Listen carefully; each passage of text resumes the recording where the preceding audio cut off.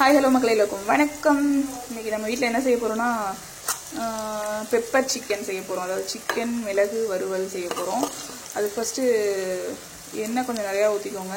அதுக்கப்புறம் லைட்டாக சோம்பு போட்டு சோம்பு வெடிச்சதுக்கப்புறமா பார்த்தீங்கன்னா கருவேப்பிலை கொஞ்சம் போட்டு சின்ன வெங்காயம் ஒரு 1/4 கிலோ அளவுக்கு நான் போட்டிருக்கேன். அப்படியே போட்டிருக்கேன். ஏன்னா சின்ன வெங்காயம் தான் ரொம்ப சூப்பராக இருக்கும் பெப்பர் சிக்கனுக்கு. இது நல்லா வதங்கட்டும். இப்போ ஓரளவு வதங்கிட்டு இது வதங்கினதுக்கப்புறமா அடுத்த ஸ்டேஜ் என்ன நம்ம பார்ப்போம்.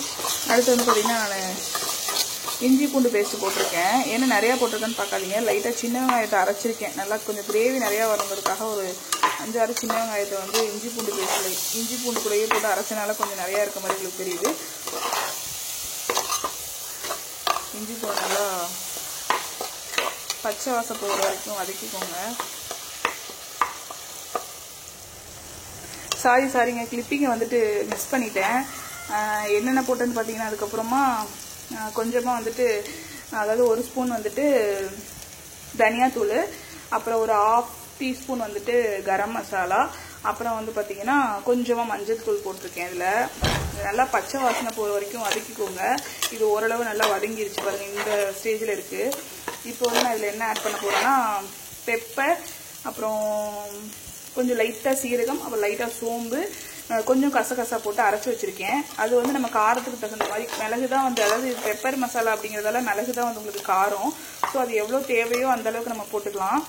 இதுங்க நான் ஆட் பண்ணுறேன். இது ஃபைன் பேஸ்ட்டாக அரைச்சி வச்சுருக்கேன். இது நம்ம தேவைக்கு காரத்துக்கு தகுந்த மாதிரி போட்டுக்கலாம். ஆனால் 1 ஸ்பூன் ஃபுல்லாகவே போடுறேன். ரொம்பவும் போட்டிங்கன்னா ஒரு மாதிரி கசக்கிற மாதிரி ஆயிரும். போதும், இந்தளவு போட்டிங்கன்னா கூட போதும். பாருங்கள் போட்டாச்சு. இன்னும் கொஞ்சம் கூட போட்டுக்கிறேன். எனக்கு பெப்பர் ரொம்ப பிடிக்கும். போட்டாச்சு. இதுக்கப்புறம் நீங்கள் சிக்கனை போட்டுடலாம். சிக்கன் போட்டாச்சு. சிக்கனை நல்லா பரட்டி விடுங்க. இதுக்கு வந்து அதிகமாக தண்ணி ஊற்ற வேணாங்க. தண்ணி அதிகமாக ஊற்றிட்டிங்கன்னா அந்தளவுக்கு நல்லா இருக்காது, கிரேவி மாதிரி ஆயிரும். இது லைட்டாக தண்ணியாக இருந்தாவே போதும். நல்லா வேக வச்சுக்கோங்க. இது தண்ணி பாருங்க. சிக்கனை போட்டு நான் பரட்டி விட்டுட்டேன். தெரியுதா உங்களுக்கு? நல்லா இது நல்லாவே பரட்டி விடணும். சிக்கன் வந்துட்டு ஓரளவு நல்லா வேகட்டுங்க. அதிகமாக தண்ணி ஊற்ற வேணாம். இதுலேருந்தே சிக்கன்லேருந்தே தண்ணி பிரிஞ்சு வரும். அதிகமாக தண்ணி ஊற்றிட்டிங்கன்னா கிரேவி மாதிரி ரொம்ப தண்ணி கிரேவி மாதிரி ஆயிரும். அது பெப்பர் சிக்கனுக்கு அந்தளவுக்கு நல்லா இருக்காது. கொஞ்சம் நல்லா கெட்டியாக இருந்தால் தான் நல்லாயிருக்கும். பாருங்கள், இது ஃபஸ்ட்டு நல்லா கொஞ்சம் ஒரு 5 மினிட்ஸ் வந்து இதுலேயே வேகட்டும். எண்ணெயிலேயே நல்லா வேகட்டும். அதுலேருந்து தண்ணி பிரிஞ்சு வரும். அதுக்கப்புறம் லைட்டாக மட்டும் தண்ணி ஊற்றி வேக வச்சு செஞ்சோம்னாவே சூப்பராக இருக்கும். இதுக்கு வந்து காரத்துக்கு நம்ம எந்த இதுவுமே மசாலா ஆட் பண்ணவே இல்லை. கரம் மசாலா ஒரு 1/2 ஸ்பூன் ஆட் பண்ணியிருக்கோம்.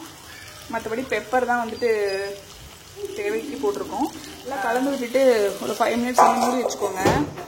மூடி வச்சுட்டு எடுத்துகிட்டு காமிக்கிறேன்.